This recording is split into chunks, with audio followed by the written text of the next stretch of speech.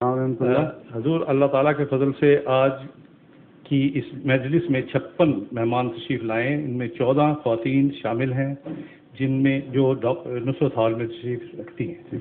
حضور سے ان سب کے لیے دعا کی درخواست ہے۔ حضور پہلا سوال مہدی حسن صاحب جو اسٹیفن سے یہاں تشریف لائے ہیں وہ ان کا ہے، وہ خود یہاں نہیں آنا چاہتے، کہ اللہ تعالیٰ کی وحدانیت اور اس کے وجود کا سب سے بڑا ثبوت کیا ہے؟ سب سے بڑا ثبوت تو انبیاء ہی ہیں، ان سے بڑا ثبوت اور کوئی تصور میں نہیں آ سکتا۔ ویسے تو ہر انسان خود بھی ایک ثبوت ہے، اگر اپنے نفس پہ غور کرے اور دیکھے کہ میں کیا ہوں، کس غرض سے آیا اور کون ہوں، میری انا کیا چیز ہے، مجھے سوچنے کی طاقت کیوں نصیب ہوئی، جبکہ کیمسٹری اور فزکس میں کوئی قانون نہیں ہے جو سوچنے کی طاقت پیدا کر سکے۔ یہ سیدھی سادھی چند باتیں اگر انسان اپنے وجود پر اطلاق کر کے دیکھے تو وہ ذاتی ثبوت اس کی ذات کے لیے اس کی ذات میں سے مہیا ہو سکتا ہے۔ مگر جب آپ سب سے بڑا ثبوت کہتے ہیں تو مراد یہ ہے جو سب دنیا کے سامنے علی الرغم پیش کیا جا سکے، مخالفت کے باوجود ان کے مقابل پر رکھا جا سکے، وہ ثبوت سب سے بڑا انبیاء کا وجود ہے۔ اس کے بہت سے پہلو ہیں، اگر سارا مضمون بیان کیا جائے تو پھر ایک ہی سوال اس پہ لگ جائے گا، مگر چند اہم نکات میں آپ کے سامنے رکھتا ہوں تاکہ اسے محض دعویٰ نہ سمجھا جائے بلکہ ایک حقیقت کے طور پر پیش کرنے والا غیروں کے سامنے پیش کر سکے۔ جتنے معروف انبیاء ہیں جن کی تاریخ محفوظ ہے، ان کے دعوے سے پہلے کی زندگی میں ایک بھی جھوٹ ثابت نہیں اور ایک بھی جھوٹ کا الزام ثابت نہیں۔ ان کے دعوے سے پہلے کی زندگی میں بچپن سے لے کر دعوے تک جو اکثر بھرپور جوانی گزرنے کے بعد ہوتا ہے، کوئی ایک بھی داغ ان کی عصمت پر، ان کی پاکیزگی پر غیروں نے بھی نہیں لگایا۔ تمام انبیاء اپنی پہلے کی زندگی میں وہ وجود تھے جن پر نظریں اٹھ رہی تھیں۔ کبھی انہوں نے انسان پر بھی جھوٹ نہیں بولا، کبھی کوئی حرص نہیں کی، کبھی دولتیں جمع نہیں کی، کبھی سرداری کی کوشش تک نہیں کی، سرداری کے مقابلوں میں آئے ہی نہیں۔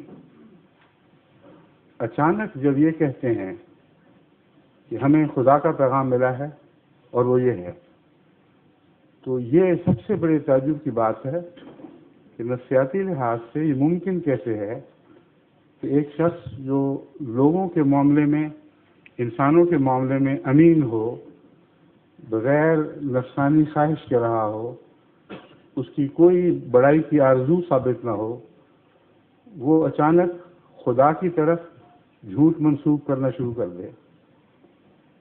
اگر خدا نہیں ہے تو اس کا لازمی نتیجہ یہ نکلے گا کہ اس نے کسی اور غرض سے خدا کا نام استعمال کیا ہے، اس کے سوا کوئی نکلتا نہیں۔ اور اگر یہ ہو تو پھر اس وقت کا وہ سب سے بڑا جھوٹا ہے۔ اور اچانک ایسی کایا پلٹ جانا کہ جو انسانوں میں سب سے بڑا سچا تھا وہ اچانک ان میں سے سب سے بدترین جھوٹا بن گیا، یہ انسانی فطرت قبول نہیں کر سکتی۔ مگر صرف اتنا ہی نہیں، جب اس نے کوئی اور تمنا دل میں چھپا کر خدا کی طرف منسوب ہونے کا دعویٰ کیا، اور خدا وہ جانتا ہے سب سے زیادہ کہ خدا نہیں ہے، اگر نہیں ہے تو اس سے بڑھ کر کوئی نہیں جانتا، کیونکہ اتنی بڑی ضرورت اس کو خدا پر جھوٹ بولنے کی ممکن ہی نہیں تھی اگر اس عرصے میں اسے کامل یقین نہ ہوتا کہ جس ہستی کی طرف میں جھوٹ منسوب کر رہا ہوں وہ قادر ہے، وہ توانا ہے، وہ مجھے جڑوں سے اکھاڑ کے پھینک سکتی ہے۔ تو وہ وجود جو دہریت کے اس سفر میں آہستہ آہستہ آگے بڑھتا ہے، وہ دہریت کے نشان پیچھے چھوڑ کر چلتا ہے۔ اس کی مجالس میں وہ گفتگو ہوتی ہے، اس کی مجالس گواہ ہو جاتی ہیں کہ یہ وہ شخص تھا جو مذہب کے مذاق اڑایا کرتا تھا، جو خدا کی ہستی کے خلاف باتیں کیا کرتا تھا۔ اس کے بغیر نفسیاتی سفر یہ ایک چھلانگ کا ممکن ہی نہیں ہے. کوئی شخص دعویٰ دار ہے تو اس کو اپنی عقل کا امتحان لینا چاہیے. یہ کیسے ہو سکتا ہے کہ وہ شخص دہریہ بنے اور اچانک بنے، اور دہریہ بھی اس درجے کا کہ اس ساری سوسائٹی میں اس جیسا کوئی دہریہ نہ ہو، اور بڑی جرت سے پھر ایک فرضی نام کے اوپر اپنی بڑائی کی خاطر ایک دعویٰ پیش کر دے. یہ دوسرا سوال ہے. تیسرا سوال یہ ہے کہ جب وہ کر دے تو جس بڑائی کی خاطر کیا تھا اسی بڑائی کو اپنے ہاتھوں سے اسی بڑائی کو اپنے ہاتھوں سے کلا کما کر دے، اس کے امکانات کی بیخ نہیں کر دے. کیونکہ جب وہ دعویٰ کرتا ہے، اور یہ مسلمہ تاریخ انبیاء کی، تو اس کے اپنے بھی اس کو چھوڑ دیتے ہیں، اس کے دوست بھی دشمن ہو جاتے ہیں، اس کا اپنا خاندان اس کے خون کا پیاسا ہو جاتا ہے. یہ بات درست ہے اور قطعی ہے. تو پھر جس مقصد کی خاطر اس نے دعویٰ کیا تھا، اس مقصد کو اپنے ہاتھ سے اس نے پارا پارا کر دیا. پھر سوچتا، فکر کرتا کہ خام خواہ ایک مصیبت لے بیٹھا. آج کے زمانے کے سیاستدانوں سے نہ صحیح، اس زمانے کے سیاستدانوں سے سبق لے لیتا. ایک بیان دے کر جب متوقع رد عمل نہیں نکلا تو توبہ توب کر کے واپس جاتا کہ نہیں، میرا تو مطلب ہی تم نہیں سمجھے.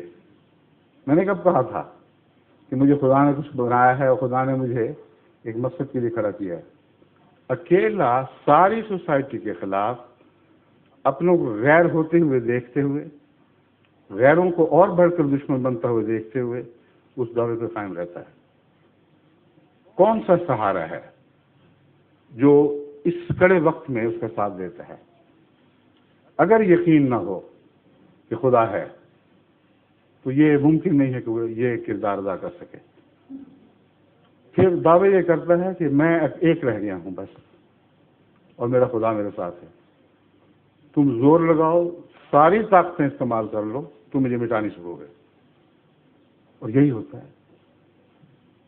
اس مضمون کو آگے بڑھائیں تو آپ حیران رہ جائیں گے کہ کوئی معقول انسان ادنا سی بھی عقل رکھتا ہو تو نبی کے دعوی ایمان باللہ پر وہ کوئی آنچ نہیں لا سکتا، کوئی حرف نہیں رکھ سکتا. ہر قسم کی شکوک سے بالا دعویٰ ہے. اور سارے عالم اسلام، عالم مذہب میں، اس کی ساری تاریخ میں یکساں چسپاں ہو رہا ہے. آدم سے لے کر نوح تک پہنچے، نوح کے بعد ابراہیم کی باری آئے گی، ابراہیم سے باقی انبیاء چھوڑتے ہوئے اب موسیٰ پہ آ جائیں، عیسیٰ پہ چلے جائیں. درمیان کے انبیاء، جتنے بھی درمیان کے انبیاء گزرے ہیں، اگر ان کو بھی نام ذہن میں رکھ لیں تو ایک مسلسل تاریخ ہے.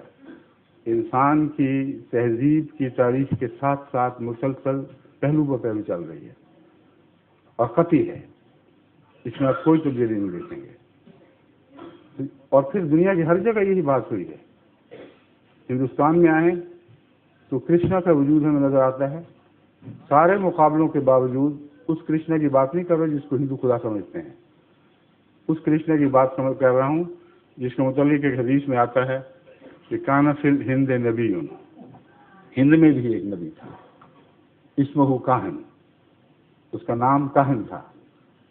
اور کرشن کنہیا اور کاہن یہ وہی نام ہے دراصل جو مختلف تلفظات کے ساتھ ادا کیے جاتے ہیں. تو اس بحث کو چھوڑیں، میں جو بات کر رہا ہوں مسلمانوں کے لیے اس کے سوا چارہ نہیں کہ ہندوستان میں کسی نبی کا وجود تسلیم کریں. اگر وہ کہیں کرشن نہیں تھا تو دکھائیں پھر اور کون تھا. کیونکہ قرآن کہتا ہے کہ ہر دنیا کے ہر حصے میں، ساری دنیا کے ہر حصے میں ہمیں نبی بھیجے ہیں، ہر زمانے میں بھیجے ہیں. تو اس پہلو سے ہندوستان کی تاریخ بھی گواہ بن جاتی ہے. ایک ادنا بھی تزلزل نہیں دکھایا، باوجود اس کے کہ ان کے مقابل پر بہت بڑی طاقتیں جمع ہو گئی تھی. پھر حضرت زرتشت کی تاریخ لیں، پھر حضرت کنفیوشس کی تاریخ لیں.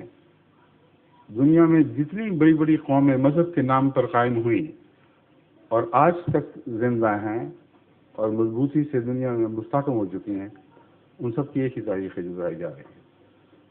تو ایک کا انہوں نے کب کیا تھا؟ یہ تو ایک دوسرے سے ملے بھی نہیں تھے.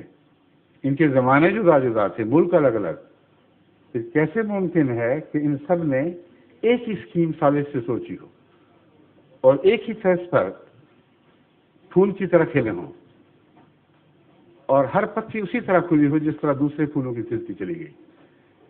یہ یکسانیت، یہ عالمگیر اتحاد، جبکہ آپس میں میل جول کا کوئی رابطہ نہیں، یہ سارے مضمون ہیں. میں جیسے کہ کہا تھا مختصر میں عرض کروں گا، ان پر آپ غور کریں تو انبیاء کا وجود خدا کی صداقت کی، خدا کے وجود کا سب سے بڑا ثبوت ہے، اور ایسا ثبوت ہے کہ کوئی ذی ہوش جو تعصب سے پاک ہو اس کو رد نہیں کر سکتا. ظہور مہدی آخر زمان ہے.